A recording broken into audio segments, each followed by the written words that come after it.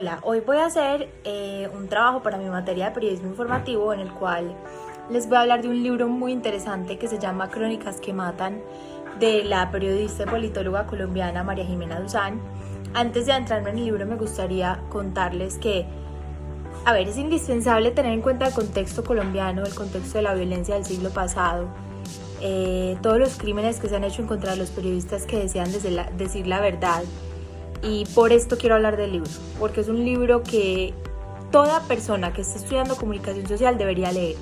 Es un libro imprescindible para poder dar cuenta de toda la violencia y los crímenes que han habido en contra de los periodistas, especialmente en Colombia, que Colombia es uno de los países con más crímenes ante periodistas en América Latina, y por eso quiero adentrarme un poco en el libro.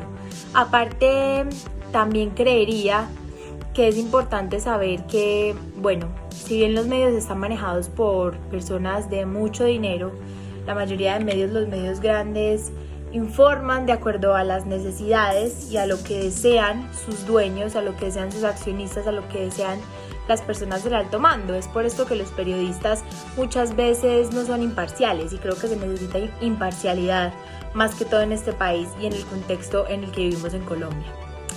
Es una gran reflexión porque, nosotros decimos, el periodista es libre de opinar lo que quiera, el periodista es libre de dar su opinión ante un país que ha sido violentamente marcado, un país que ha tenido demasiadas injusticias, pero realmente no es así. Pensar que de pronto va a haber ese toque de libertad en este país es un poquito utópico, porque si bien al estar en estos grandes medios vemos un periodismo que no va tan dirigido a lo que es la verdad. Sin embargo, no faltan las personas naturales que de pronto quieren hacer sus blogs, sus videos, que realmente nos enseñan mucho a nosotros los periodistas de información a aprender esto que es la verdad, a relatar la verdad, a hablar desde lo que sabemos, desde lo que nos informa, desde lo que nosotros podemos ver en las fuentes primarias y en todo esto. Entonces, hay que seguir este camino. Y ahora para empezar con el libro, me gustaría hablarles un poquito más de María Jimena Duzán. Ella es una periodista y politóloga que nació en Bogotá. Ella ha sido muy conocida porque primero ella tuvo un padre periodista, un padre escritor. Su padre falleció y ella a los 16 años empezó con el tema de la escritura y sacó su primera columna de opinión. Empezó desde muy joven. Es una mujer que siempre ha estado interesada en la injusticia que ha habido en Colombia, de acuerdo con la violencia que les contaba anteriormente. Ella ha estado en medios de comunicación como El Espectador, El Tiempo, Semana, y también ayuda en medios internacionales como The Wall Street Journal. Y sí, es importante, antes de empezar a contarles un poquito del libro, saber que ella estuvo amenazada de muerte en varias ocasiones. Obtuvo varias llamadas de ciertos entes, del ELN, de paramilitares. Ella estuvo muy enmarcada por este tipo de violencia y la amenazaron mucho porque ella siempre trataba de exponer lo que estos grupos querían hacer. Si bien ella se tuvo que ir del país en los años 90, si estoy bien, y desde allí empezó a hacer como este libro, un recogimiento de lo que fue vivir esa experiencia de ser cronista y de ser periodista en un país tan marcado en la violencia como lo fue Colombia en la época del 1970 hasta el 2000. Ya les voy a contar adelante más del libro. Algo más importante también de saber acerca de María Jimena Duzán es que ella creó el primer pregrado en la Universidad de los Andes de periodismo en el país.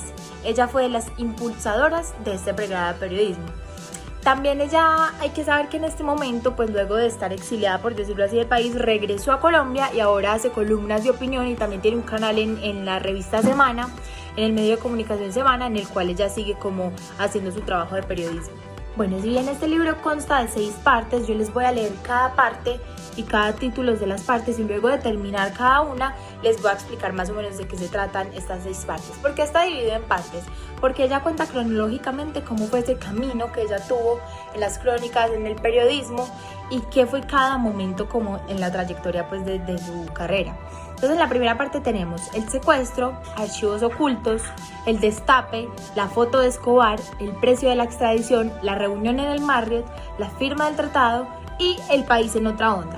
Si bien ella en esta primera parte habla de cómo fue su secuestro, cómo fue todo un engaño para poder extraer información que ella tenía. Ella quería tener una fuente no oficial, que serían de pronto las guerrillas, para escribir acerca de cómo era el conflicto en el momento.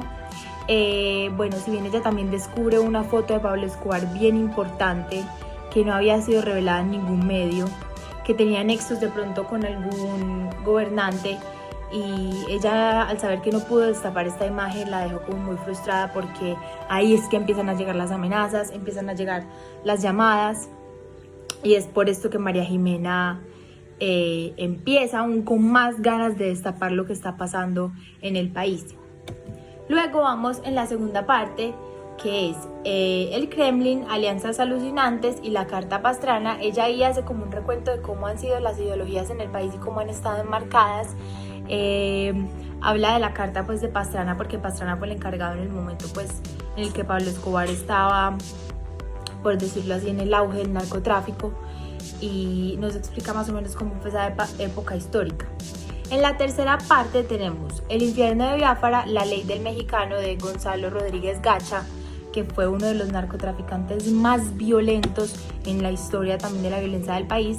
La verdad que faltaba violencia importada, las armas de Antigua, las vidas de masa y con licencia para matar. Aquí ella nos explica de cómo fue esa época marcada completamente por la violencia en Colombia.